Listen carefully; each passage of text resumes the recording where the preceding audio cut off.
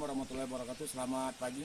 Saya Brigadir Deddy Kurniawan dari Satlantas Polres Bukit Tinggi melaporkan telah terjadi bencana alam tanah longsor, tepatnya di Jalan Malalak Bukit Tinggi. Dapat kita saksikan dari arah Pariaman, tanah sudah mulai turun menutupi badan jalan. Dan kita minta kepada masyarakat untuk selalu berhati-hati dan mengambil jalan alternatif menuju kota Bukit Tinggi, bisa melewati Padang Panjang dan jalan alternatif sekitar lainnya. Demikian, selamat pagi.